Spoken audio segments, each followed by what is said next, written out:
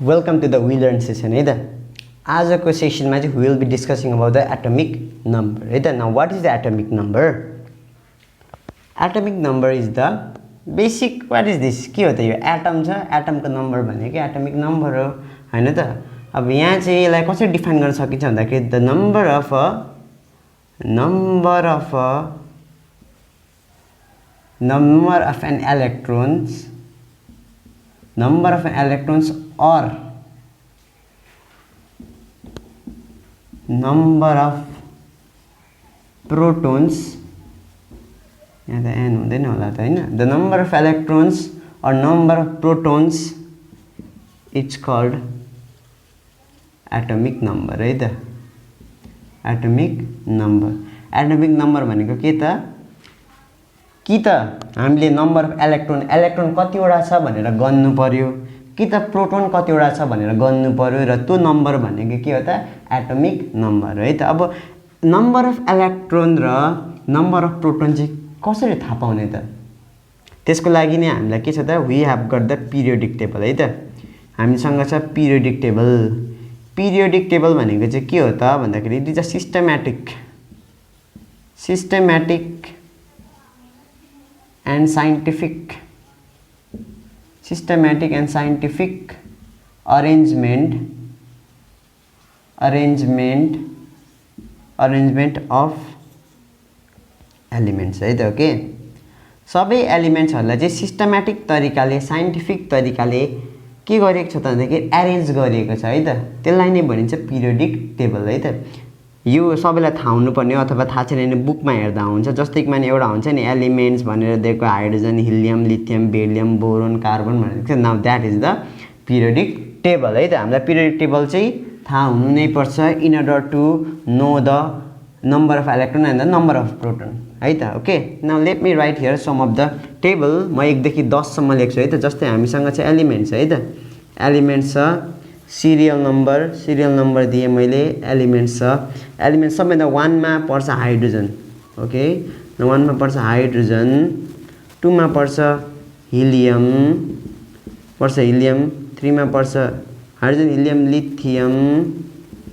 Lithium, 4 मा पर्छ beryllium, 5 मा पर्छ बोरोन, 6 मा पर्छ कार्बन, ओके? 7 मा पर्छ नाइट्रोजन, 8 मा पर्छ अक्सिजन। ल अहिलेको लागि यति नैसम्म लेखिराखौँ, है त? ओके, अब हामीलाई चाहिँ के थाहा हुनुपर्छ त?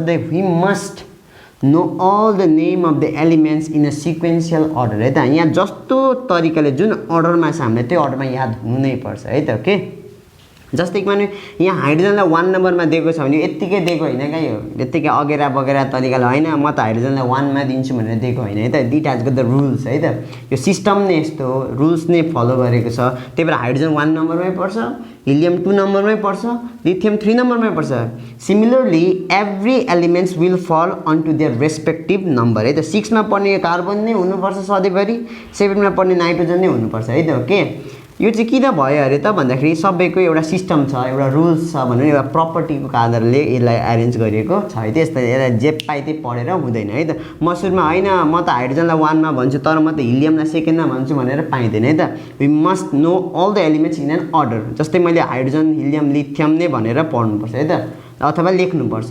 मैले भन्नु खोजेको मिनिङ चाहिँ हाइड्रोजन नै 1 हो, हिलियम नै 2 हो, लिथियम नै 3 हो। द्याट मिन्स अब यो के गर्ने त भन्दाखेरि चाहिँ तिमीले चाहिँ एलिमेन्ट्सहरू चाहिँ याद गर्नुपर्छ सिक्वेन्समा। Hydrogen, helium, lithium, beryllium, boron, carbon, nitrogen, oxygen, fluorine, neon 10 सम्म नियन भयो for up to class 10। Class 10 लाई त 30 सम्मै चाहिन्छ, तर अब क्लास 6, 7, 8 लाई चाहिँ 6, 7, 8 लाई चाहिँ 1 देखि 10 सम्म पढ्नुपर्छ, है त? 8 पनि हैन, 6 र 7 मात्रै। 6 र 7 ले चाहिँ 1 देखि 10 सम्म पढ्नै पर्छ। 9 मा यहाँ लेखिदिन्छु म, फ्लोरिन पर्छ र 10 मा पर्छ नियोन, है त? 10 मा पर्छ नियोन पर्छ। 6 र 7 ले 1 देखि 10 सम्म पढ्नै पर्छ र 8, 9, 10 क्लासले 8, 9, 10 क्लास अथवा 11, 12 ले चाहिँ कहाँदेखि पढ्नुपर्छ? 1 देखि 30 सम्म, है त? 30 सम्म पनि नभन्नु, अझै यसलाई डिभाइड गर्यो भने यसरी अझै इजी हुन्छ। 8 र 9 ले 1 देखि 20 सम्म पढ्नुपर्छ र 10 11 र 12 ले चाहिँ 1 देखि 30 सम्म पनि पढ्नु पर्छ है त okay that means hydrogen helium lithium beryllium boron carbon यो सबै भयो फेरि 11 12 13 14 मा को पर्छ र 30 सम्म पढ्नु पर्छ है त दिज आर द क्लासेस है त यदि तिमीहरु चाहिँ 6 र 7 हो भने 1 देखि 10 सम्म पढ्दा पुग्यो 8 र 9 हो भने 1 देखि 20 सम्म पढ्दा पुग्छ र यदि 10 11 12 को भने चाहिँ you must have to by heart all this elements name and symbol also in a sequential order है त ओके यो यदि हामीलाई अब यो थाहा भइसकेपछि चाहिँ क्या अनि मात्र आउँछ कुरो के को त एटमिक नम्बरको कुरो त्यही भएर यो त तिमीले पढ्नु पर्यो हैन मलाई त आइहाल्छ तिमीलाई आउला कि नआउला हैन दैट्स योर प्रब्लम र सपोज कि माने तिमीलाई आइसक्यो अरे तिमीलाई अब सबै आउँछ 1 देखि 20 सम्म आउँछ 1 देखि 30 सम्म जति पनि आउँछ अरे है त त्यस्तो हुँदाखेरि चाहिँ यो सिरियल नम्बर देख्छ नि यो सिरियल नम्बर नै एक्चुअली चाहिँ एटमिक नम्बर हो क्या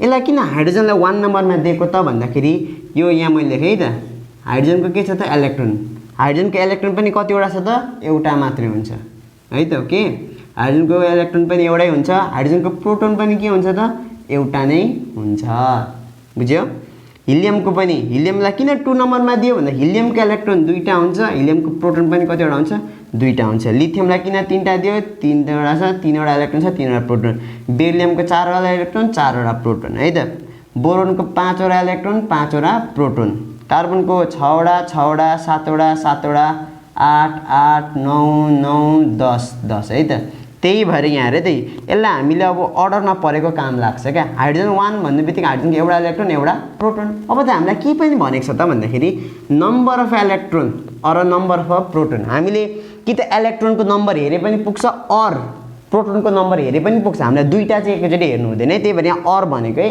एन्ड भनेको छैन है त रिमेम्बर द अर है त कि त इलेक्ट्रोनको नम्बर हेर्ने कि त प्रोटोनको नम्बर हेर्ने अब के छ त यहाँ भन्दाखेरि त्यसो भने हाइड्रोजनको एटमिक नम्बर कति हो त भन्दाखेरि हाइड्रोजनको एटमिक नम्बर हो 1 अथवा यो हेर्दा पनि भयो अथवा यो हेर्दा पनि भयो यदि तिमीले यसलाई सिरियल्ली पढेको छ भने त हाइड्रोजन 1 मा पर्छ सुरुमा हाइड्रोजन आयो दैट मिन्स हाइड्रोजनको एटमिक नम्बर कति हो त 1 है त ओके अब सिधा आयो कार्बनको कार्बनको एटमिक नम्बर कति कार्बनको कति छ 6 मा छ भनेपछि यसको इलेक्ट्रोन नम्बर पनि 6 हो प्रोटोन पनि 6 हो कि त यो मात्र हैन कि त यो मात्र हैन कि त यो हेर्दा पनि पुग्छ इट्स भेरी इजी है त यसको एउटै मात्र मूल सूत्र चाहिँ हैन what is the major formula is that you have to by heart remember these all elements in a sequential or सिक्वेन्समै पढ्नुपर्छ है त पढ्दाखेरि फेरि हाइड्रोजन पढ्यो लिथियम जता पाइ त्यता पढ्ने हुन्छ नि कोही कोही हो त्यसरी चाहिँ पढ्नु हुँदैन है त्यसलाई अर्डरमै पढ्नु पर्छ है त now this is the atomic number है त एटमिक नम्बर यसरी हिसाब गरिन्छ है त ओके ल अब अर्को क्लासमा चाहिँ वी माइट बी डिस्कसिङ म द एटमिक वेट है त ओके थ्यांक यू